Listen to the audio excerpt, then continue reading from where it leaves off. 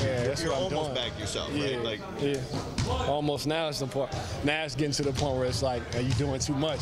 yeah. You know, like you got to now it's back to trying to find a balance to make sure you have everything for the games because you want to, you know, work so hard and you obsess over it and you try to do so much to do things and it becomes like a mental block almost more than anything. It's like you keep telling yourself you're not doing it because you're not doing enough, which always isn't the problem. You just kind of got to settle back into the game and do things the right way. And right now I'm just searching. Your role and your sort of your spot in the rotation is pretty solidified now. Like, is it pretty concrete where you're at and where you're getting your? Nah, you keep playing like crap, you can move anytime.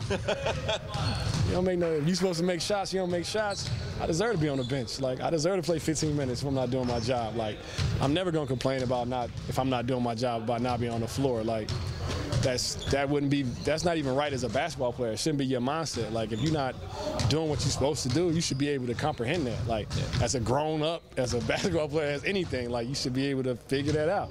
You want to play more, then you play better. Like that's why you'll never hear me complain about me going one for whatever and playing 15 minutes because I was trash. Yeah. Like I don't know any other way to put it. Like you play well, you play more. Like and that's been the case. Like the other 2 games ago I played 27 minutes almost because I played well. The next night I played 25 because I played well. Like it should be based on that. It should be whoever you want to win games, you put the people that give you the best chance to win games on the floor. Plain and simple. That's every single night. You think it's fair to say though that a lot of guys don't have that mentality? For sure, no. Yeah, because it's a obviously like you're prideful and your ego has a little bit to do with it. And don't get me wrong, I want to be on the floor, I want to play, but I also want to win. And I also know to be a part of a team, like the people that are playing the best should be on the floor. That's the case. Now, don't get me wrong, I'm upset and trying to figure out why I'm not doing what I'm supposed to be doing. I want to play well, but I'll never be mad if we win a game and because I didn't play enough that I felt. That's not my job. My job is to play when they put me in the game. My job not to coach, not to make rotations. Will you attend the game? You play both these teams coming up. Will you actually attend the game since you're already here? Nah, I watch. I mean, I'm not coming to the arena. Not even gonna try to make it seem like it's a shot. Like I'm not coming. No offense or anything. I'm just not coming. Yeah, yeah. Like it's just nah. I'd rather be able to watch it in my room, have my food, watch other games on my computer or iPad, whatever, and just kind of, makes sense. FaceTime my daughter. Like, it's so much more I can. A little bit more important. Yeah. Well, you guys have some extended trips like this, maybe more so than other teams. Is there a good part of that? I mean, is there?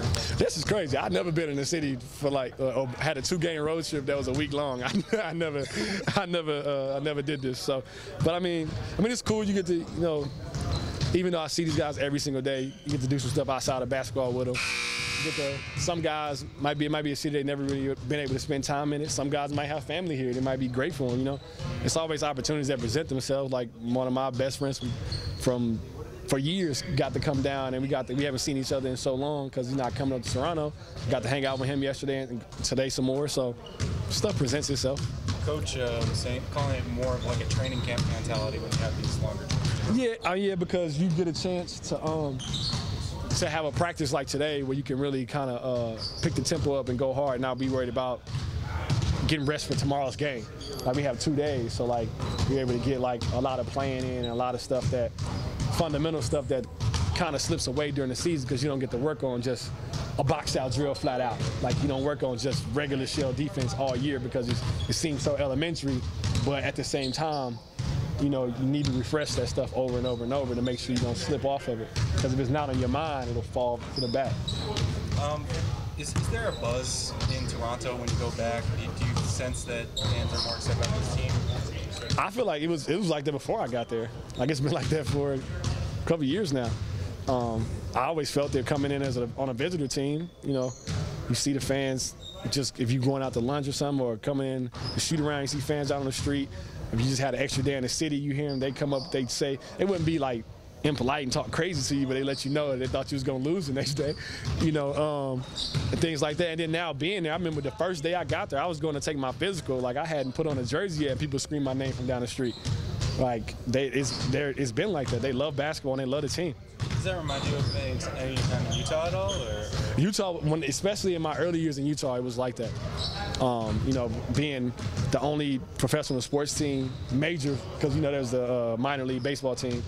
But being that, and the history that's there in Salt Lake, and the size, the city's smaller also, and the people there have been there for generations. They're all Jerry Sloan, Stockton, Malone. Like, there was such a long time. All those families and their kids watched. So, you know, they're still there, and it's so close knit. And even the people that work in the arena, that work in the organization, they've been there forever. So everybody knows everybody, and it's the same type of feeling.